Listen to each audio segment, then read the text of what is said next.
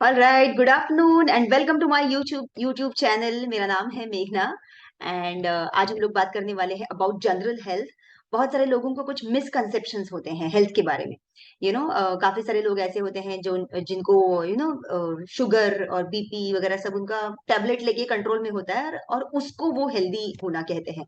Unfortunately आज India में बहुत सारे लोगों का हेल्थ का डेफिनेशन चेंज होता जा रहा है।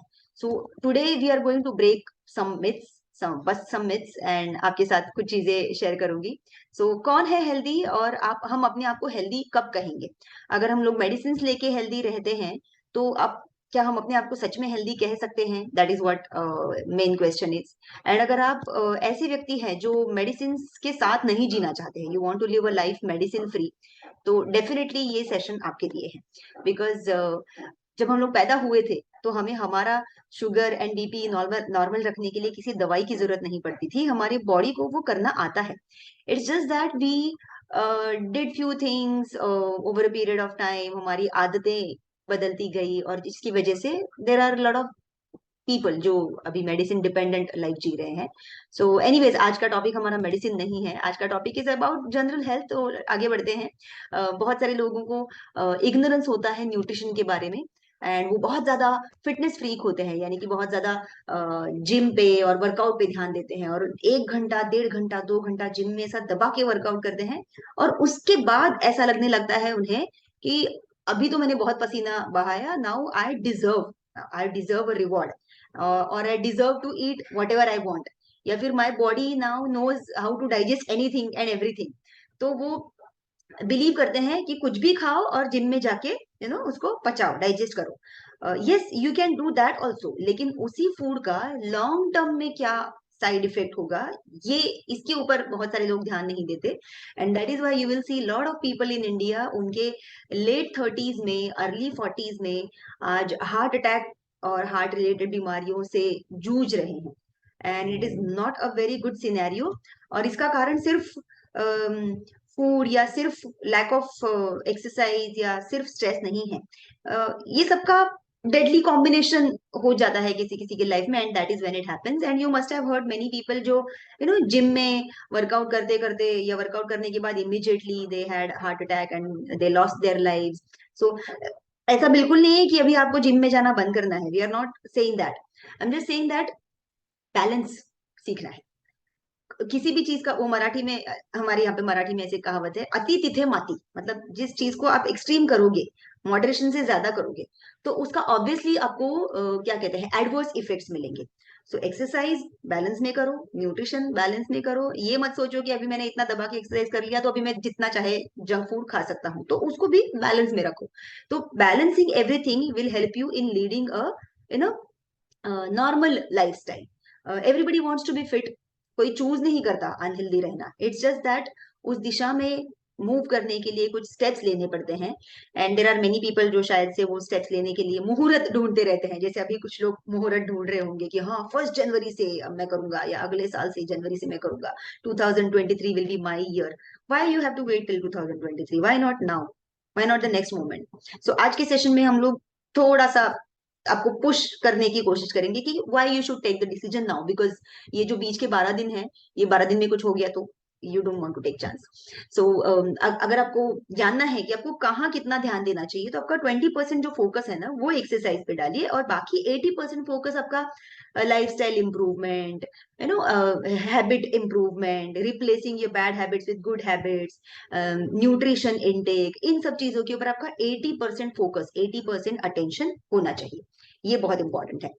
दूसरी इंपॉर्टेंट चीज, काफी सारे लोगों को अपना आइडियल वजन पता नहीं होता है। मेनी पीपल अपना खुद खुद के मन से सोच लेते हैं कि मैं ना प्रेगनेंसी के पहले इतना वजन था, तो उस टाइम पे मैं इतना साइज का जीन्स में फिट होती थी, तो मुझे वो वजन आइडियल लगता है। वजन हमारे हाइट के हिसाब से होना चाहिए, not age per age, it has to be age per our height. तो कितना होना चाहिए?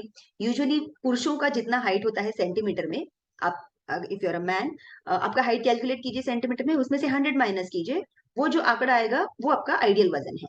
एंड महिलाओं के लिए जो भी आपका हाइट है सेंटीमीटर्स में, उसमें से 105 माइनस कीजिए, वो जो नंबर आएगा वो आपका आइडियल वेट है। तो many of you must be thinking, अरे यार मैं तो बहुत ही शॉर्ट हूँ, तो मुझे क्या, अगर 150 सेंटीमीटर की लेडी है तो 45 किलो मुझे वेट करना पड़ेगा क्या, फिर तो मैं बहुत ही पतली लगूंगी।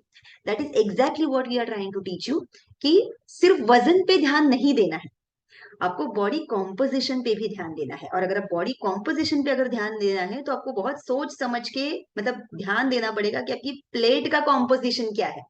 सो बॉडी का कॉम्पोजिशन कैसे होना चाहिए, अगर आपका बॉडी फैट परसेंटेज, अगर आप पुरुष है तो आपका जितना टोटल वजन है ना उसका 20% से लेस वजन आपके बॉडी फैट का होना चाहिए। इफ यू आर, अगर आप महिला है तो आपका जितना टोटल वजन है उसका 30%, rather to be on safer side 25% के नीचे आपका फैट का वजन होना चाहिए। सेम वे, अगर ऑपोजिट, जो फैट का ऑपोजिट होता है वो होता है मसल्स, तो मसल का वजन की तरफ बहुत सारे लोगों का ध्यान इंडिया में नहीं था अब तक, नाउ थोड़ा बहुत अवेयरनेस आने लगा है। एंड स्टिल अभी भी कुछ महिलाएं सोचती हैं कि नहीं मुझे मसल्स की जरूरत नहीं है, बिकॉज उनको लगता है कि मैं मसल गेन करूंगी तो I will look manly. No, you will not look manly, you will look toned. No woman can look manly unless you know have उनके पुरुषों के स्पेसिफिक हॉर्मोन्स अगर आप लेते हैं इंजेक्शन से तो आप दिखेंगे manly. Otherwise normal muscle percentage जो महिलाओं के लिए जैसे यहाँ पे दिया हुआ है, पुरुषों के लिए मिनिमम कितना होना चाहिए, जो भी वजन है उसका कम से कम 33%, यानी कि 1/3 वजन मसल्स का होना चाहिए। Can you imagine how important that is. And same way महिलाओं के लिए जितना टोटल वेट है आपका उसका कम से कम 30% वेट मसल्स का होना चाहिए। एंड हम इंडियन महिलाएं, we are considered as having the least amount of muscle mass in the entire world. हम इतना इग्नोर कर चुके हैं, इतना कम अपने हेल्थ की तरफ ध्यान दे चुके हैं, अब भी कहीं तो जाके थोड़ा सा प्रोटीन का इंपॉर्टेंस हमको समझ में आने लगा है। So now there is another debate, बहुत सारे लोगों को लगता है कि ज्यादा प्रोटीन किडनी खराब, ये वो, दैट किसी और वीडियो में कवर करेंगे। बट सी, ये कॉम्पोजिशन आपके बॉडी का होना चाहिए ना। अगर आपको ये कॉम्पोजिशन मेंटेन करना है तो आपके प्लेट का कॉम्पोजिशन भी सही होना चाहिए। हमारी प्लेट में कैसे होना चाहिए फिर, अगर आपको ऐसा कॉम्पोजिशन चाहिए बॉडी का, प्रॉपर शेप चाहिए बॉडी का, तो आपकी प्लेट में 40% कार्बोहाइड्रेट्स होने चाहिए, 30% हेल्दी फैट होना चाहिए, 30% प्रोटीन होना चाहिए, एंड 25 से लेके 35 ग्राम का फाइबर इंटेक डेली होना चाहिए। और हम इंडियन लोगों के खानों में, खाने में आजकल इतना प्रोसेस्ड फूड बढ़ गया है दैट अता पता ही नहीं है, शायद से 5 ग्राम फाइबर हम लोग खाते रहेंगे, इतना प्रोसेस फूड बढ़ गया है। बिकॉज हमारे घर में तेल रिफाइंड आता है, चावल पॉलिश्ड आता है, दाल पॉलिश्ड आती है, हर चीज, गेहूं आटा आता है वो आजकल यू नो पॉलिश किया हुआ गेहूं का आटा आता है। So we are using everything refined. और जो फाइबर होता है वो सब्जियों के, हमारे अनाज के छिलके में होता है, and we are throwing that away. And that is why हम लोगों को 25 ग्राम से लेके 35 ग्राम जो फाइबर की रिक्वायरमेंट है वो पूरी नहीं कर पाते हैं। तो ये फाइबर का भी एक अलग से मैंने वीडियो बना के, यानी कि डाइजेशन हेल्थ के बारे में वीडियो बना के मैंने मेरे यूट्यूब चैनल पे अपलोड किया हुआ है, आप जरूर उसको देखिएगा, मैं चाहिए तो लिंक उसका डिस्क्रिप्शन में डाल दूंगी, जरूर you must watch it. Because 44%, no sorry, now 52% of Indian population is struggling with digestive health related issues. Okay, so let's go ahead. हमारी बॉडी जो है ट्रिलियन सेल्स से बनी है। अब ये बोलेंगे हाँ मेघना ये हम सीख चुके हैं, थर्ड फोर्थ स्टैंडर्ड में ये सिखाया है, आगे बढ़ते हैं, और भी है उसके उसके अंदर।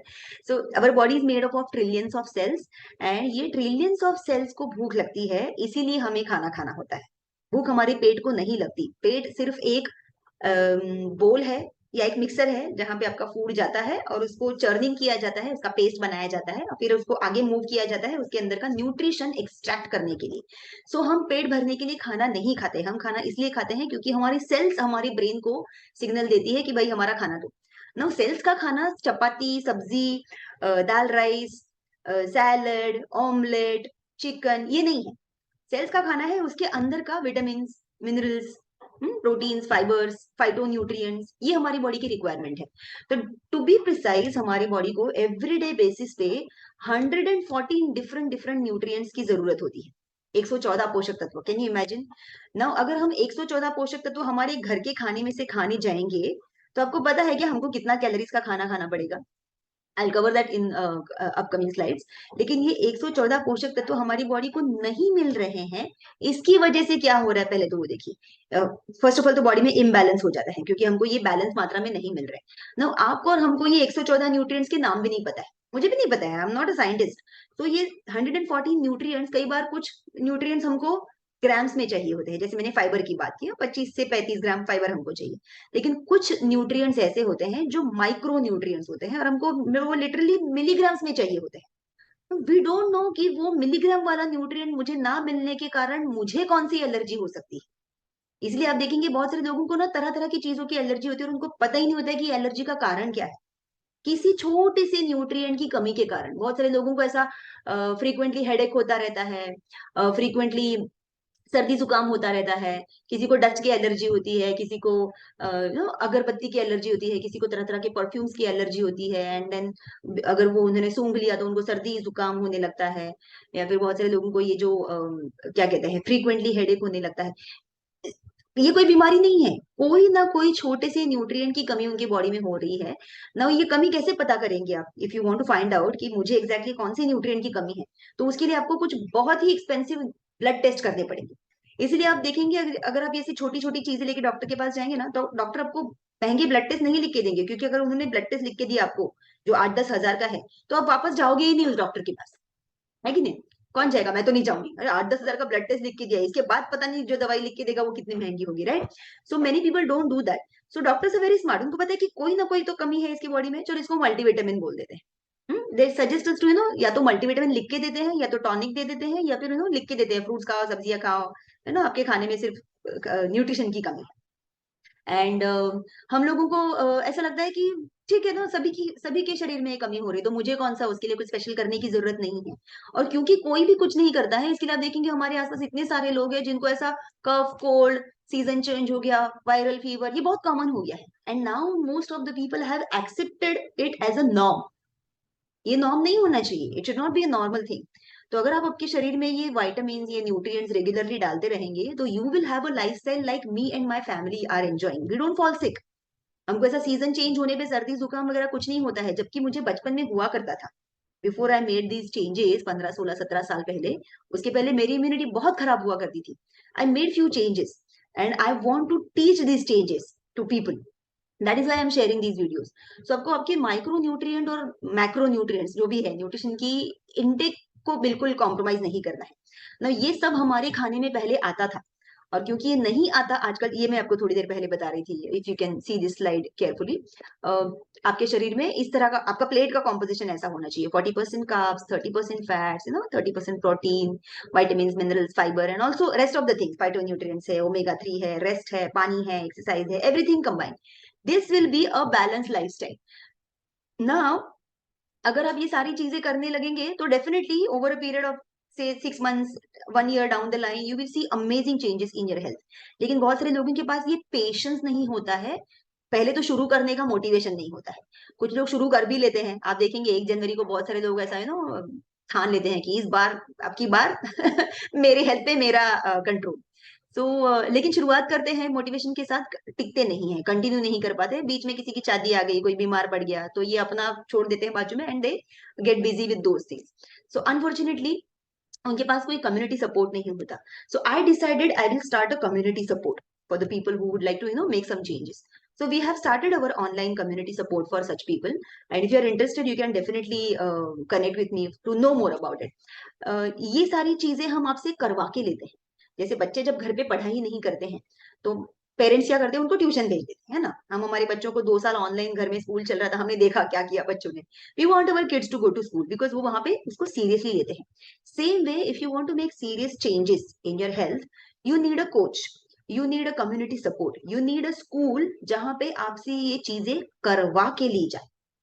And now after so many years I have got that skill कि आपके शेड्यूल को संभालते हुए इसको कैसे करवाना है आपसे।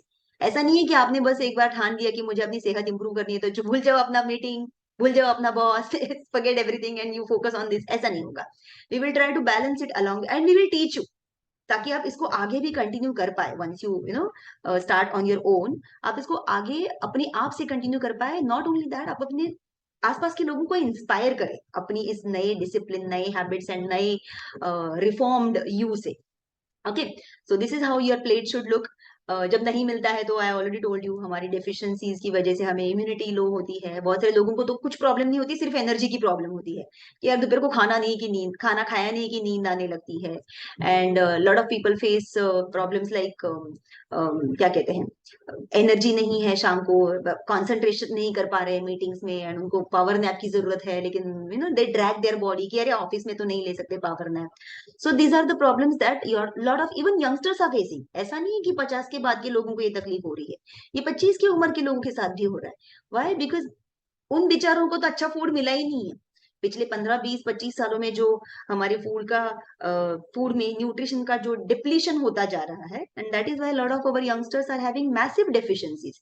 एक समय ऐसा हुआ करता था जब मेरे पास 40 50 की महिलाएं थायराइड, पीसीओडी ऐसे नाम लेके आती थी वेट लॉस करने के लिए। आज मेरे पास 15 साल की लड़कियां आती है, इसलिए वजन कम करना होता है उनको, क्योंकि उनको पीसीओडी है, उनकी पेरेंट्स उनको इसके लिए लेके आते हैं।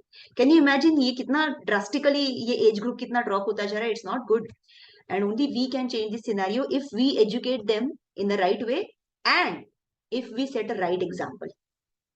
You can't only teach, you just have to set a right example for the next generation. तो ये थोड़ा हार्ड वर्क है, थोड़ा डिफिकल्ट टास्क है, बट करना पड़ेगा हमारी अगली जनरेशन के लिए।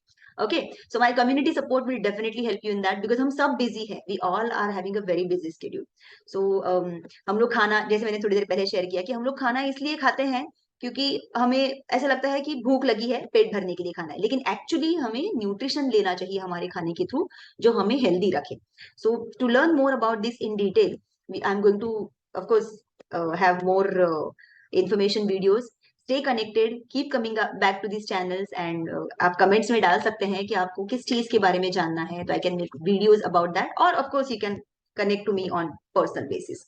So thank you so much for your time, and see you soon in the next video.